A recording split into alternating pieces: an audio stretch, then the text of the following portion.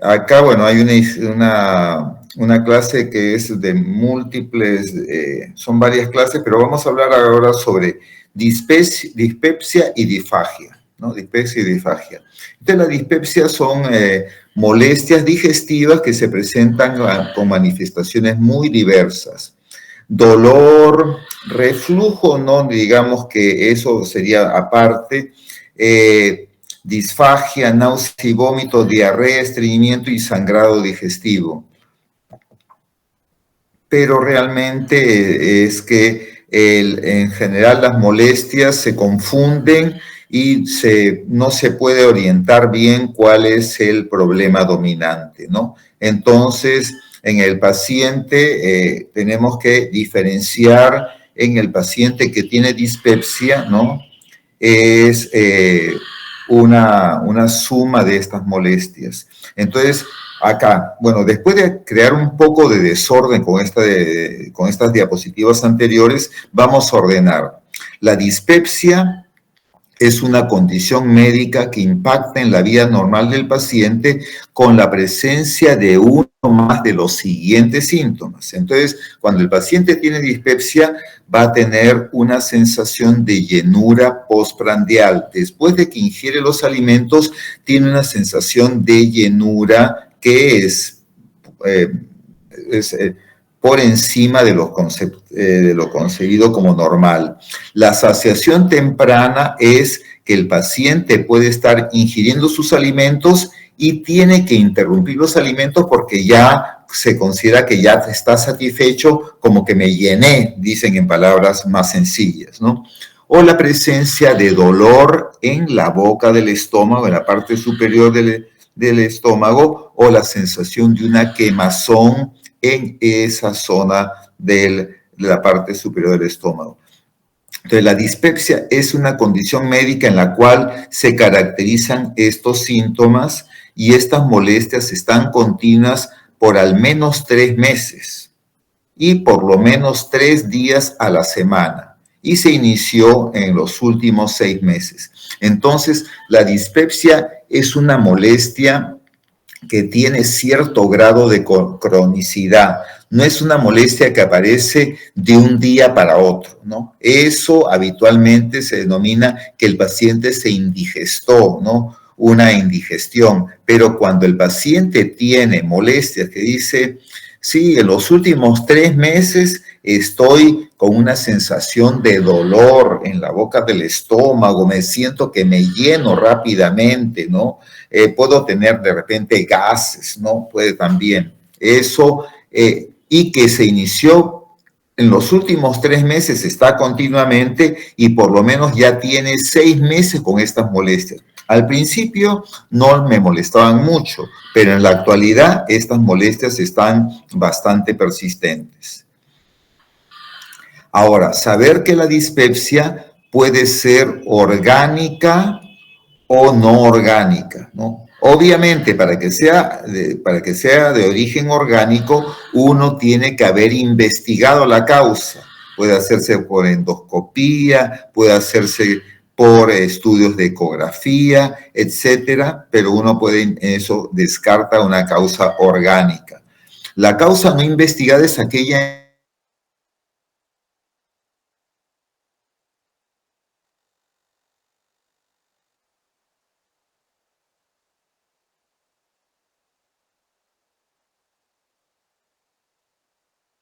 orgánica que produzca estas molestias digestivas, ¿no? Entonces, ese es un punto importante en lo que se denomina la dispepsia. Entonces, saber que las molestias dispépticas orgánicas pueden ser muy variadas, ¿no? Muy variadas, y estas molestias pueden ser porque hay algún alimento que está consumiendo permanentemente y en el cual es intolerante. Puede ser porque tenga una úlcera, puede ser que tenga reflujo, puede ser que sea portador de una neoplasia gástrico-esofágica, infecciones gastrointestinales, ¿no? Parásitos intestinales, problemas de malabsorción, enfermedades gástricas infiltrativas, una gastroparesia en la cual hay un enlentecimiento del movimiento gastrointestinal, o el mismo síndrome de intestino irritable puede coexistir con una dispepsia. Entonces, las causas de dispepsia pueden ser intestinales, pero también pueden ser pancreáticas o biliares. Entonces, un paciente que tiene cálculos a la vesícula puede tener síntomas dispépticos y muchos de ellos vienen porque tienen de repente un poquito de acidez, un poquito de ardor en la boca del estómago, uno les hace una ecografía y se encuentra que tiene cálculos. Y algunos pueden tener cólicos, pero algunos no necesariamente tienen cólicos. Una pancreatitis puede también ser una causa de dispepsia. Obviamente el proceso inflamatorio agudo es un poco más severo. Un cáncer pancreático puede empezar como una dispepsia. Por eso es que la dispepsia es importante saber factores que pueden hacer la sospecha que sea un cuadro más severo o que sea un cuadro de menor intensidad o menor severidad.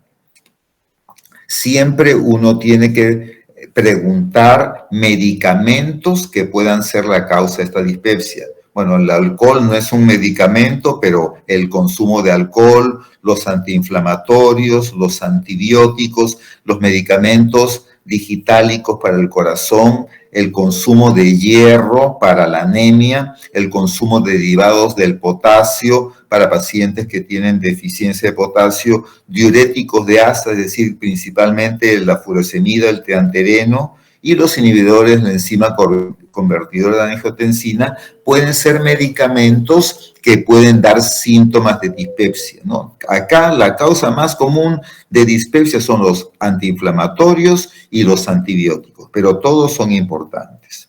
Saber que la dispepsia, que es un problema de origen digestivo, puede ser secundario a problemas sistémicos, ¿no? Y acá un poco que se resalta, que se me ha salido de la línea, la diabetes, ¿no? La diabetes es una enfermedad que compromete múltiples órganos y en el tubo digestivo como que no se nota tanto, pero el paciente puede tener digestión lenta, como una gastroparesia, y este problema es un cuadro dispéptico. La causa principal es la diabetes, ¿no? La enfermedad de la tiroides, tanto en el hipertiroidismo como en el hipotiroidismo, puede dar manifestaciones de tipo dispéptica. En el hiperparatiroidismo, insuficiencia renal, enfermedades del colágeno, varias de estas patologías entonces pueden dar síntomas de tipo dispéptico. Y por eso es importante saber que cuando el paciente tiene molestias epigástricas, sensación de llenura, digestión lenta, entonces uno puede o debe también descartar enfermedades que no son necesariamente del tubo digestivo. ¿En qué casos los síntomas de dispepsia son necesariamente estudiados con mayor intensidad? Cuando hay signos de alarma.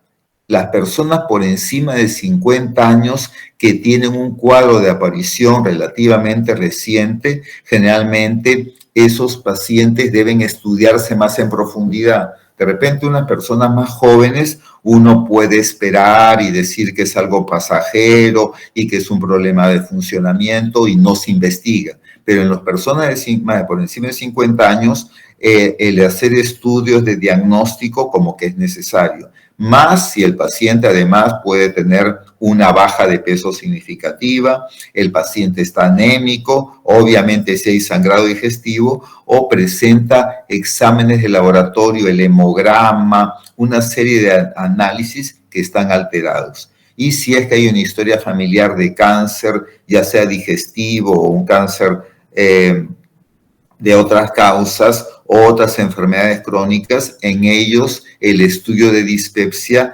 debe hacerse y debe investigarse de todas maneras.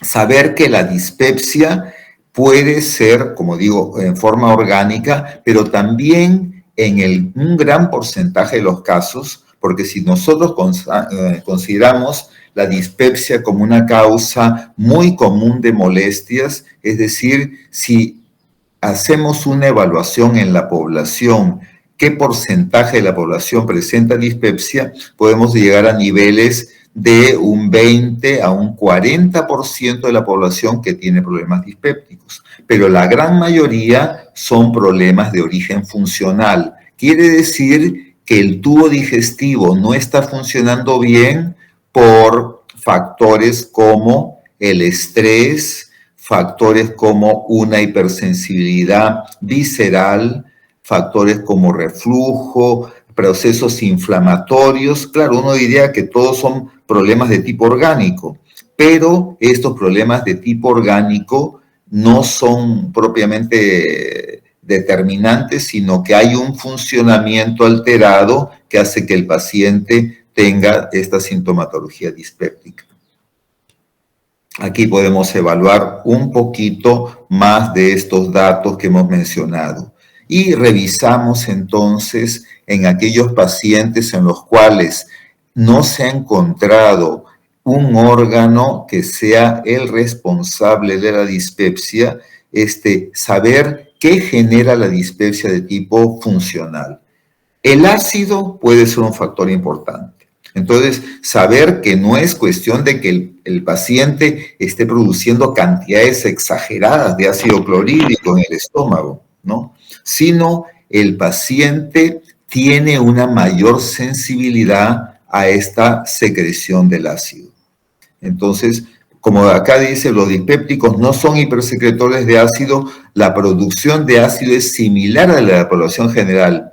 Y el control del ácido, ya sea neutralizándolo, inhibiéndolo bloqueándolo, no modifica sostenidamente la sintomatología. Entonces uno puede decir, el factor más importante de la dispepsia puede ser el ácido. El ácido va a tener algún factor, pero más que todo es la sensibilidad que tiene el paciente. Y así hay muchos pacientes con dispepsia que pese a que toman medicamentos para controlar el ácido, los síntomas persisten.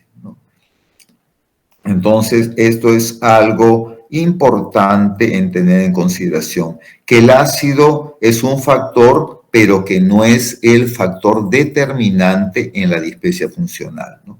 Acá saber que el estómago, ¿no?, produce ácido y lo produce básicamente en las células parietales o oxínticas, ¿no? Y responde a una serie de estímulos, Sabemos que el ácido es producido siguiendo en el momento que no hay ingesta de alimentos el ritmo circadiano. Y eso es importante en pacientes que, por ejemplo, son hiperproductores de ácido. Y la mayor producción es a la medianoche y por eso que muchos pacientes hiperproductores de ácido pueden tener mayor sensación de ardor o de epigastralgia a esa hora, ¿no? La menor producción es a las 7 de la mañana.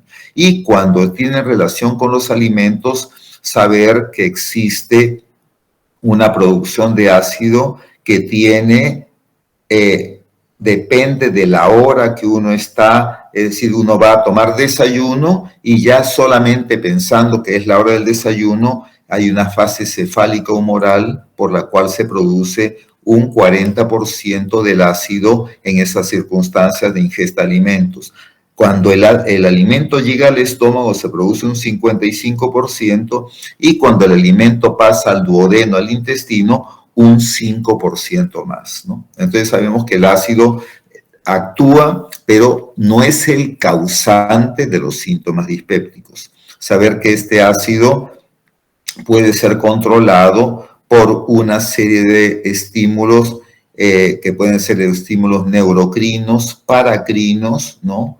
Por las células enterocromafines o endocrinos por las células G o de productoras de gastrina. Y estos son las sustancias que estimulan la producción de ácido. Y anteriormente los medicamentos antiguos trataban de controlar la histamina o la acetilcolina, y entonces habían los medicamentos anticolinérgicos o los medicamentos inhibidores de la histamina, ¿no? Los anticolinérgicos no han tenido mucha aceptación por los efectos colaterales que tienen los medicamentos que inhiben la acetilcolina, la sequedad de boca, problemas con actúan para la próstata, ¿no? Y la histamina tuvo bastante éxito y apareció la cimetidina y ranitidina, pero luego se vio que el control del ácido a través de la bomba de protones era más significativo.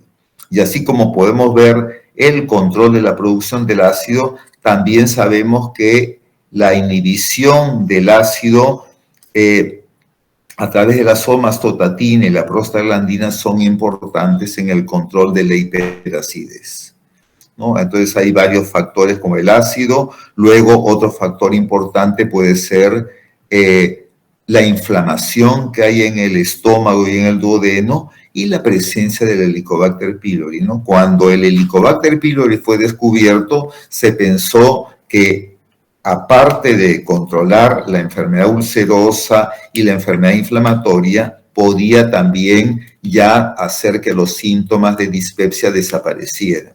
Pero se ha visto que, la eliminación del Helicobacter pylori no desaparece los síntomas dispépticos, por lo menos en el 50% de los pacientes que tienen cuadros de dispepsia.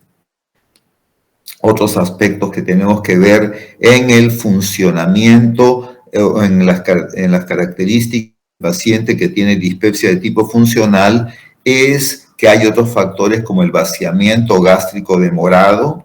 Pacientes con dispepsia tienen un poquito más de retardo del vaciamiento gástrico que los pacientes que no tienen dispepsia. Entonces, ese puede ser un factor.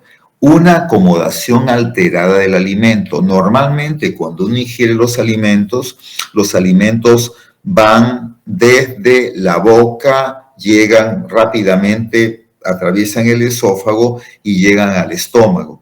Llegan al antro, regresan al fondo del estómago y luego van pasando poco a poco nuevamente al antro y se eliminan. Pero cuando existe una acomodación alterada del alimento, pueden haber síntomas dispépticos. Este puede ser un factor en la dispepsia funcional. El paciente no tiene ninguna herida, no tiene ninguna úlcera, pero sin embargo presenta molestias como dolor o sensación de llenura o saciedad precoz. También la motilidad de la mucosa antro, duodeno y yeyunal puede estar alterada, ¿no? Y ese es un factor que también puede estar presente en el dispéptico. Entonces, como vemos, el paciente que tiene problemas de dispepsia de tipo funcional, no solamente por inflamación de la mucosa, no solamente por el ácido, no solamente por el Helicobacter pylori, sino pueden coexistir otro tipo de problemas. Y por eso es que muchos de los dispépticos no mejoran con la eliminación del Helicobacter o el control del ácido, como habíamos dicho, ¿no?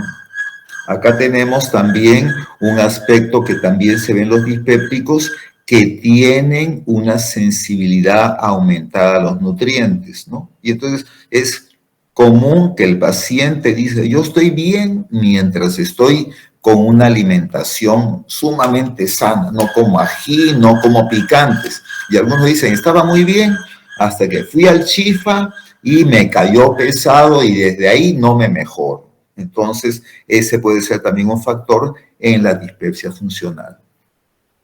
Acá estamos viendo una serie de factores que todos, igual que la hipertensión arterial, que puede ser multifactorial, en la dispepsia ocurre eso, ¿no? Y entonces, acá vemos que de cada 100 pacientes con dispepsia, menos del 25% requieren atención médica. La mayoría pueden controlar sus síntomas. Ya no voy a comer esto, ya voy a masticar con más cuidado, voy a pasar los alimentos en forma más lenta. La mayoría pueden manejar los síntomas de dispepsia, pero un 25% sí requieren la atención médica, ¿no? ¿Por qué? Porque de repente existe también una hipersensibilidad gástrica y hace que los síntomas sean bastante intensos, ¿no? Entonces, eso es un factor también importante. Y estos factores, ¿no?, tienen que ver muchas veces con un problema de desregulación del sistema nervioso central y el sistema nervioso autónomo. Saber que el tubo digestivo es el segundo órgano después del sistema nervioso central, tiene la mayor cantidad de neuronas, ¿no? Neuronas, en este caso autónomas, que regulan el funcionamiento del tubo digestivo. Y una alteración en esto puede ser una causa de dispepsia en la cual hay una serie de factores que se añaden, ¿no? Entonces, lo que estamos viendo es que el paciente dispéptico funcional, que diríamos que son 7 de cada 10 pacientes que tienen dispepsia, tienen una serie de esos factores. Y por ello es que estos pacientes a veces tienen dificultades para tener una mejoría definitiva. El paciente que tiene una úlcera y que tiene el Helicobacter, uno trata al Helicobacter y la úlcera cicatriza y los síntomas dispépticos van a mejorar en casi el 100%. Mientras que el paciente que tiene una dispepsia funcional puede tener molestias adicionales, ¿no? Y persistentes. Revisar también síntomas que, si bien forman parte del cuadro dispéptico, hay que estudiarlos para poder interpretar bien, ¿no? Entonces, el paciente que viene con una náusea, que es la sensación de malestar, asco y deseos de vomitar, ¿no? Es una molestia bastante común, ¿no? Y deriva del término griego nautia, que refiere molestias al navegar, ¿no? Anteriormente, las embarcaciones tenían gran movilidad y era muy frecuente este problema de la náusea. Y el vómito es la eliminación forzada del contenido gástrico por la boca, que es del término latino vomera, que significa expulsar o eliminar, ¿no? Y la arcada es también el evento de tratar de vomitar, pero sin eliminar el contenido gástrico. Y estos son síntomas digestivos que es importante entenderlos, ¿no? Saber que el mecanismo del vómito es un mecanismo en el cual existe un estímulo, en el estómago puede haber una distensión. De repente el estómago se distiende y acá existe lo que llaman el marcapaso del estómago. Y esto puede producir un aumento del peristaltismo y se produce una taquigastria. Y esta taquigastria puede generar un aumento de la epinefrina y vasopresina que ascienden a través del nervio vago y llegan a el tracto del núcleo solitario y el área postrema, y aquí pueden aparecer los estímulos para que exista este mecanismo de la náusea y posteriormente el vómito, ¿no? Entonces, es importante saber que el núcleo del tracto solitario y el área postrema pueden aumentar el peristaltismo, pero sin embargo, la sensación de náusea recién se obtiene cuando ese estímulo llega a la corteza. Y ahí el paciente tiene la sensación de náusea, ¿no? Y por eso que hay pacientes que, por ejemplo, pueden vomitar sin tener náusea, ¿no? Y es algo bastante típico en el paciente que, por ejemplo, tiene hipertensión endocraniana, que estimula a presentar este problema de náusea y vómito, ¿no? Y saber toda esta dinámica que lleva a la presencia del vómito, ¿no? Y esta dinámica hace que este peristaltismo continuo y recurrente pueda llegar a la eliminación del contenido. Hay un aumento de salivación, hay una inhibición de la motilidad gástrica, el peristaltismo, en lugar de ser la boca hacia el recto, se altera y comienza a ver movimientos opuestos, ¿no? Hay una retroperistalsis, la contracción de la musculatura lisa del intestino delgado, el duodeno y el estómago hacen de que el alimento se quede retenido y eso puede producir que el alimento se elimine por la boca, ¿no? Estas acciones están coordinadas en la zona medular reticular que incluye el complejo vagal dorsal. Esto, como digo, no es parte de la dispepsia, pero es un mecanismo de náusea y vómito que es importante recordar para poder interpretar aquel paciente que viene con náusea o que viene con vómito, qué cosa es lo que podemos pensar, ¿no? Entonces, en el paciente que tiene vómito y no presenta náusea, pensar que puede ser una enfermedad del esófago, pensar que el paciente pueda tener un esófago retencionista, como un síndrome pilórico, ¿no? Que hay una estenosis del píloro. El vómito puede ser de origen en el sistema nervioso central, puede ser la presencia de un divertículo faríngeo en el cual el alimento, en lugar de pasar, pasa un poco de alimento al tubo digestivo y se queda un poco de alimento en ese divertículo, que esos divertículos a veces pueden ser unos divertículos muy grandes y al paciente de repente llega un momento que el divertículo está tan grande que lo regresa y puede vomitar un contenido de alimento no digerido y de olor un poco fuerte, ¿no?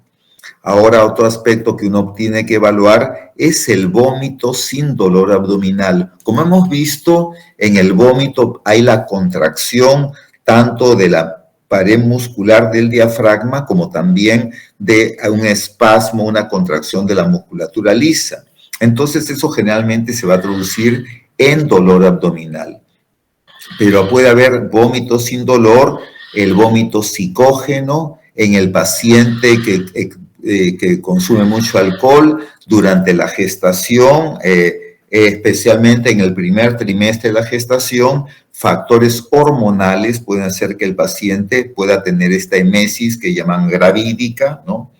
Pacientes que tienen procesos respiratorios en los cuales el vómito se produce más que todo por el efecto del toser continuamente y esto puede estimular la presencia del vómito sin que haya dolor abdominal. Síndrome pilórico, neoplasia hepática, cáncer de páncreas, cáncer de gástrico o pacientes que tienen alergia alimentaria, ¿no? Es que es muy raro, pero puede haber el paciente que tiene un problema de una alergia al alimento y esto genera que inmediatamente lo toma y hay una reacción y lo vomita.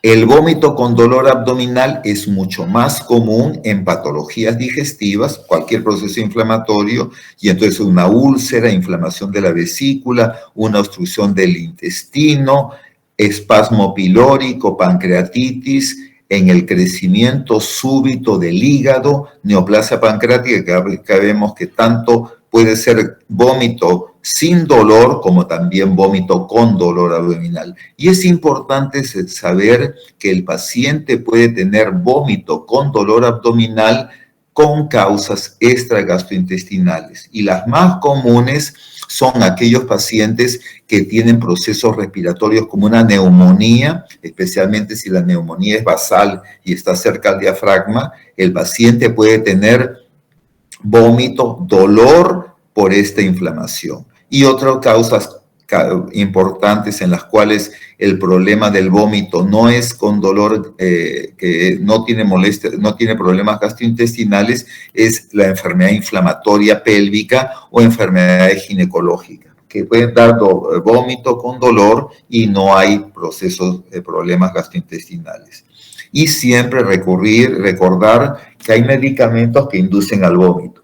Unos por irritación del estómago, preparación con hierro, expectorantes, antiinflamatorios, antibióticos, digitálicos, diuréticos, laminofilina, y son irritantes, y unos que actúan a través del efecto en el sistema nervioso, en el centro del vómito. Los opiáceos, como vemos acá, los digitálicos, pueden tener una función similar, estrógenos, beta bloqueadores, adrenalina, histamina, levodopa. Entonces, eso es importante. Cuando el paciente presenta vómito, ¿no? Presenta náusea, preguntar, ¿no? Preguntar, y esto nos puede ayudar a tener una mejor diagnóstico diferencial, qué cosa es lo que puede estar pasando en estos pacientes que presentan náusea con o sin vómito y vómito con o sin dolor. Entonces, el dolor abdominal en la dispepsia, la causa exacta del dolor dispéptico aún no ha sido claramente aclarado, ¿no? Esto es una redundancia, no ha sido aclarado, en el cual lo que tenemos que ver es, hay pacientes que pueden tener una úlcera y sin embargo no tienen dolor, ¿no?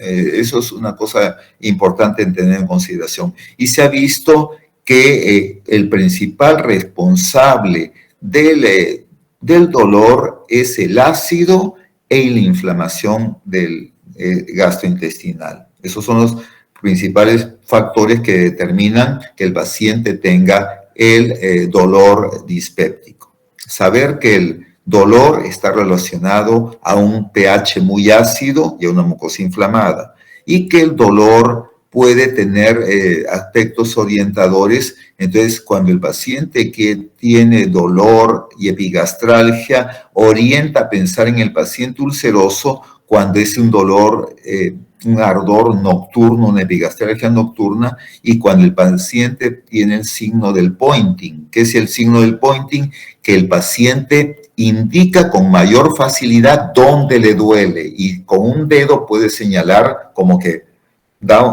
indica con un punto el lugar del dolor. Es más frecuente en el paciente ulceroso, mientras que en el paciente con gastritis es un paciente que generalmente el dolor es postprandial. En el paciente ulceroso es un dolor principalmente en ayunas y posalimentos irritantes. Y el dolor de la gastritis es un dolor difuso, no hay una indicación exacta del dolor. El paciente dice, no, me duele el abdomen y se señala todo lo que es el epigastrio, el mesogastrio, pero no señala tan claramente como el paciente ulceroso. Y saber que aparte del ácido, la pepsina es un factor importante para procesos inflamatorios del estómago. Y por eso es que la enfermedad ulcerosa tiene el nombre de ulceropética, porque actúa el ácido y también la pepsina. Muy bien, entonces esto es un poco, esto lo hacíamos nosotros cuando teníamos las clases en directo y las podíamos hacer.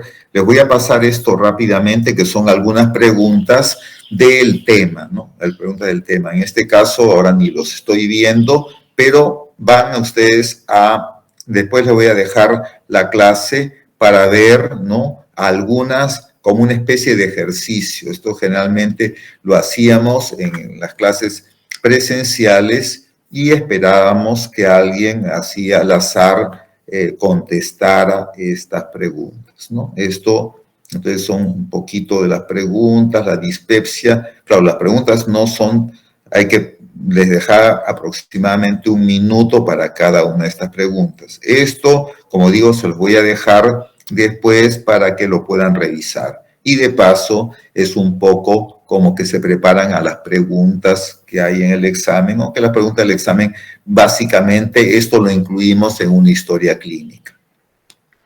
Acá tenemos algunos datos como que son para llenar.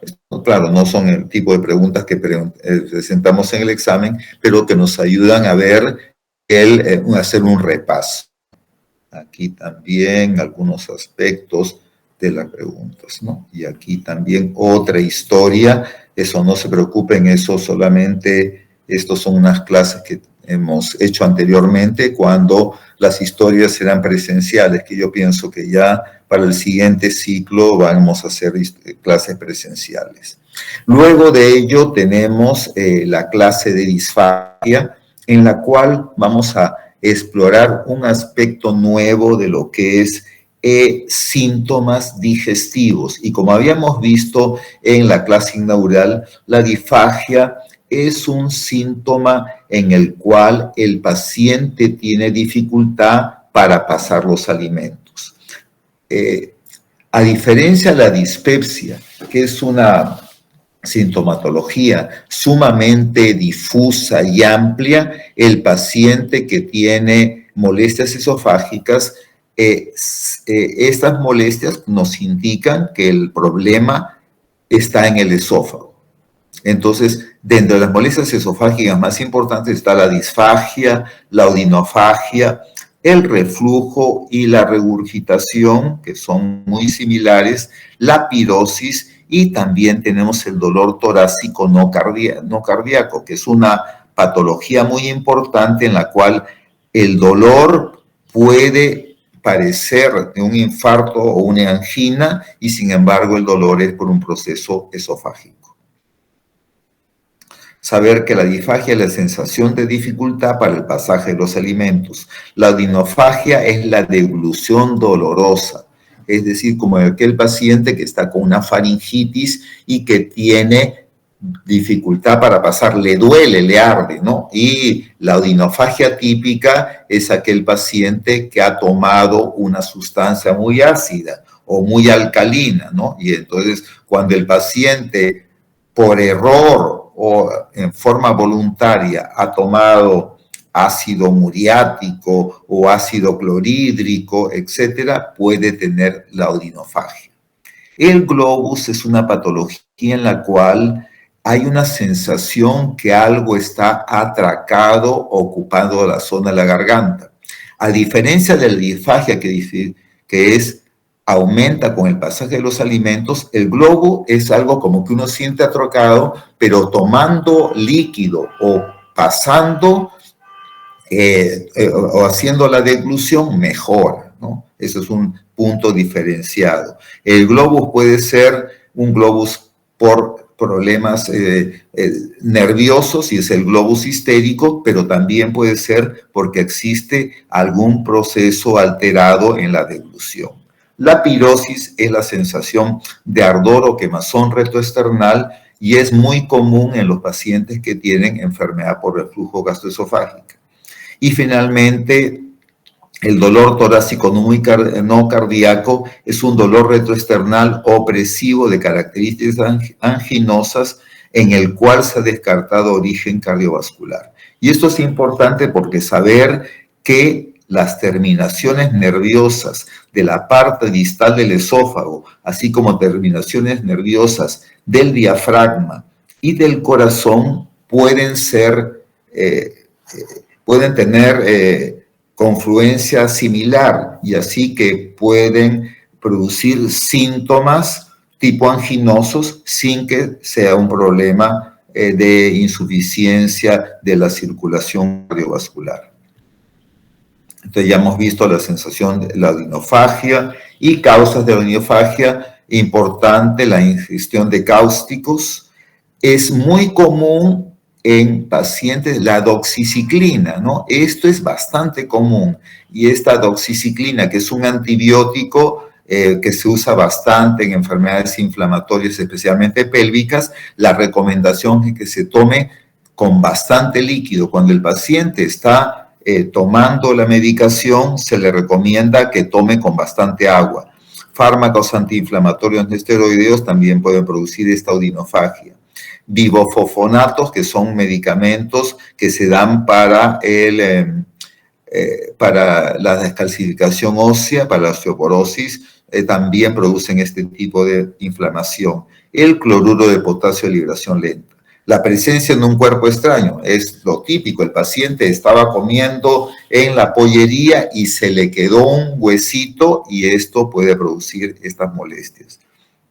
Esofagitis por radiación, esofagitis infecciosas como la Candida albicans, que se puede ver en pacientes que tienen VIH, etcétera, ¿no? Ahí tienen un sobrecrecimiento de este hongo. Enfermedad por reflujo con esofagitis erosiva y en el mismo cáncer de esófago. Entonces, la odinofagia, uno tiene que ver qué causas pueden ser las que están produciendo esta molestia.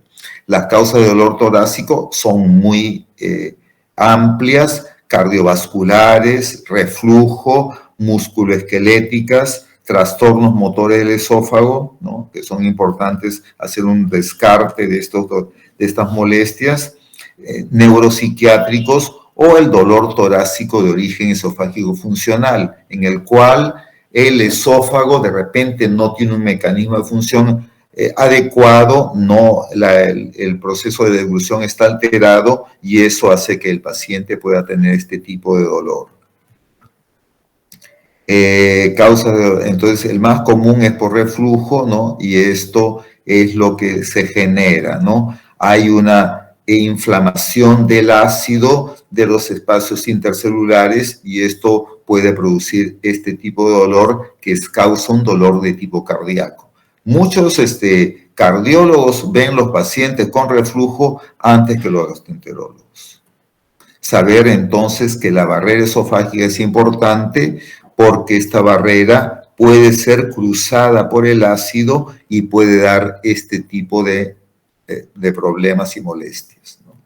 Saber que la disfagia, ¿no?, es esta sensación de dificultad para el pasaje de los alimentos, y saber que la disfagia puede ser una disfagia orofaringea o disfagia de transferencia, que es la que se manifiesta por una dificultad para el inicio de la deglución. Uno tiene el alimento en la boca, pero quiere pasarlo y no lo puede pasar. Y muchas veces uno le viene reflejo de tos e inclusive el alimento se regresa, hasta lo puede uno eliminar hasta por la nariz, ¿no? Es lo típico de disfagia orofaringea o de transferencia. No hay una buena transferencia del contenido del alimento de la boca hacia el esófago. Y la otra disfagia es la disfagia esofágica, en la cual el alimento pasó sin ningún problema, pero una vez que está en el esófago, se nota que el alimento como que se quedó ahí estancado, ¿no? Y el paciente dice, uy, no me pasa bien, ¿no? La disfagia esofágica o de transporte. Entonces, disfagia orofaringea o de transferencia y disfagia esofágica o de transporte. El alimento no se transporta en forma rápida y fluida. ¿Qué causas producen la disfagia orofaringea? Problemas estructurales, de repente un tumor en la cabeza o en el cuello, trastornos postquirúrgicos que hayan sido, de repente fue operado de la tiroides o tuvo alguna operación en la zona del cuello y eso ha generado algún tipo de alteración. Procesos inflamatorios, membranas, fibrosis, divertículos o enfermedades neuromusculares que son lo más común de la disfagia orofaringea. Se ve muchísimo problema de disfagia orofaringea en aquellos pacientes con enfermedad del sistema nervioso central, aquellos que tuvieron un accidente cerebrovascular, disculpen las abreviaturas, que está todavía en inglés, acute vascular, accidente cerebrovascular, enfermedad de Parkinson, esclerosis lateral amiotrófica o en el paciente con Alzheimer.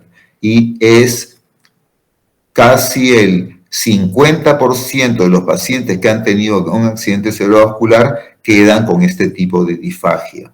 Enfermedades de los pares craneales, en la diabetes, parálisis del nervio laringio, enfermedades musculoesqueléticas como miopatías, distrofias musculares, pacientes que tienen alteraciones musculoesqueléticas por alteraciones en la tiroides, ya sea hipohipertiroidismo, o alteraciones del músculo cricoide, que es el músculo esfínter esofágico superior. Entonces, la disfagia orofaringea o de transferencia es importante tener en consideración qué es lo que lo produce. Y la disfagia esofágica se puede diferenciar en dos grandes grupos. Las lesiones mecánicas, que son las que obstruyen el pasaje, ya sea por tumores intrínsecos que están dentro del lumen esofágico o extrínsecos que están fuera del lumen pero que lo presionan. Cuerpos extraños, ¿no? Entonces se tragó un hueso o se quedó atascado algo, ¿no?, en el esófago, estenosis por esofagitis cáustica o péptica, ¿no? Entonces, pacientes que han tenido, y la radioterapia o quimioterapia también puede producir una estenosis y una lesión mecánica.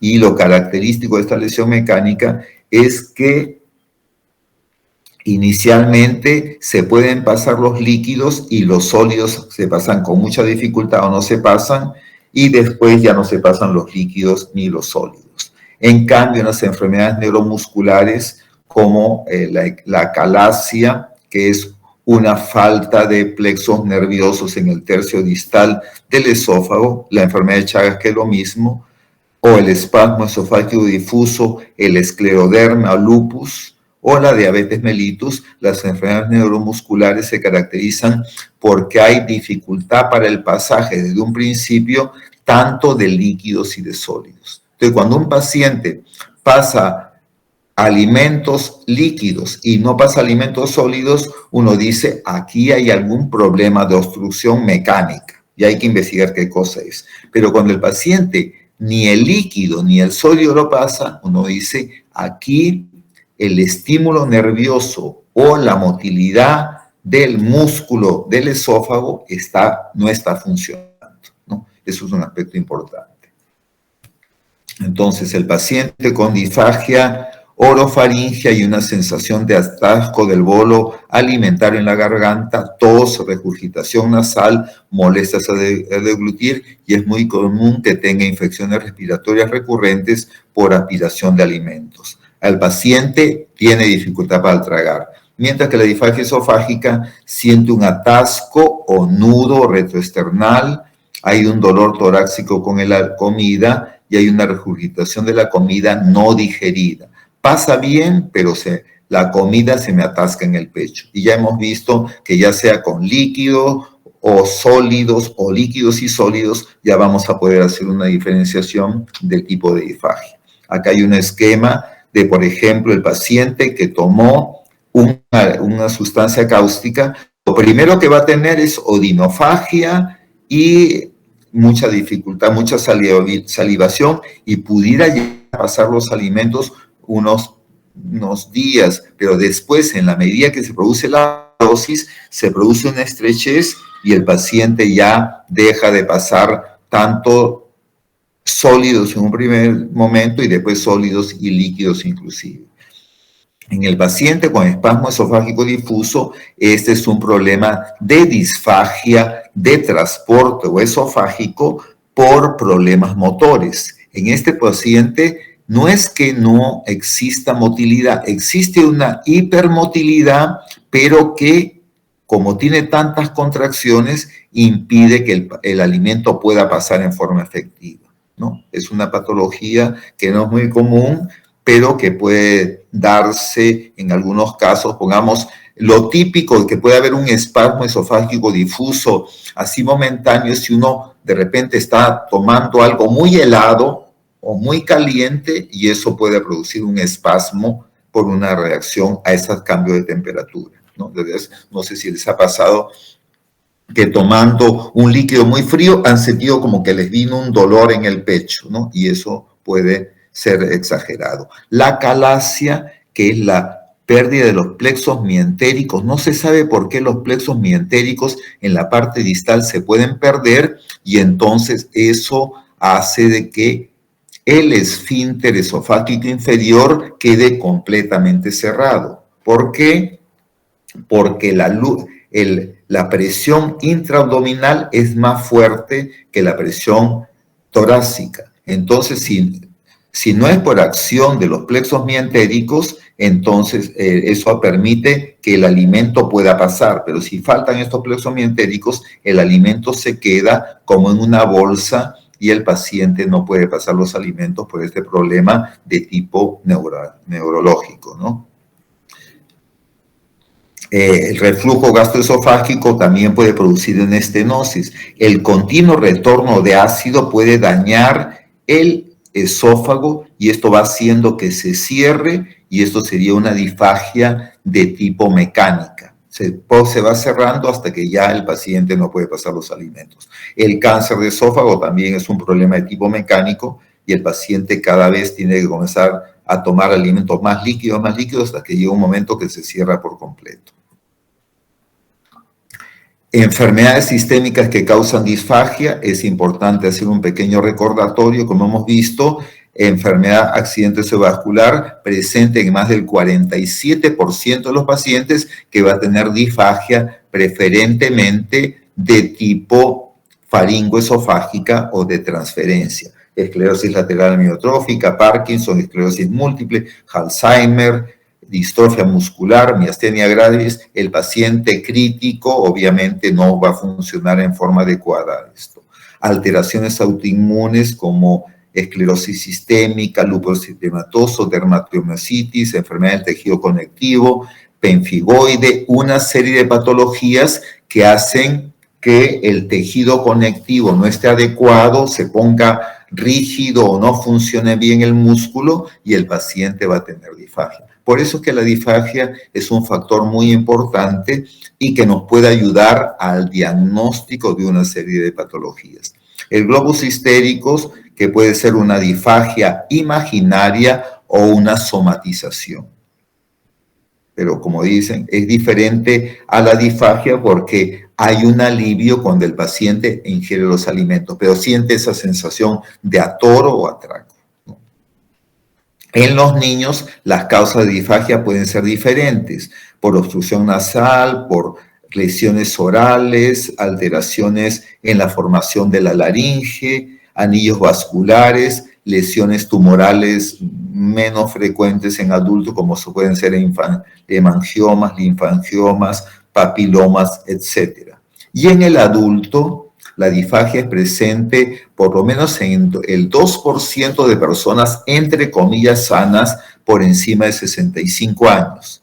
La dentadura que está de mala calidad o perdida hace de que también haya la disfagia, la pérdida del tejido conectivo y un tiempo de tránsito faríngeo incrementado hace que el paciente por encima de los 65 años tenga disfagia.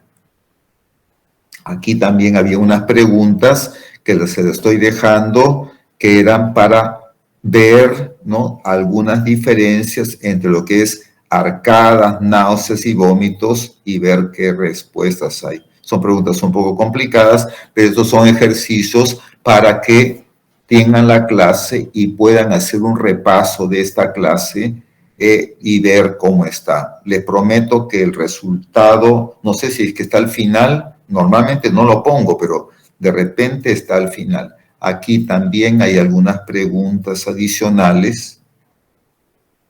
Acá están otras preguntas. Y acá, gracias. Listo, vamos a dejar de compartir esto. Vamos a ver dónde están. Listo, muy bien. Entonces, alguna, duda puede ser, porque son 2 clases, es bastante extenso, pero espero que esto sea, que les dé interés para revisar todo lo que es dispepsia y todo lo que es disfagia. No sé si es que hay algunos que ya han visto, la clase es completa o hay algunos que todavía no han entrado, para repetir un poco la clase. Vamos a ver si es que se quedan algunos y hacemos un repaso de un segundo grupo, o si no la damos porque todos han sido presentes. ¿Alguna pregunta, alguna duda?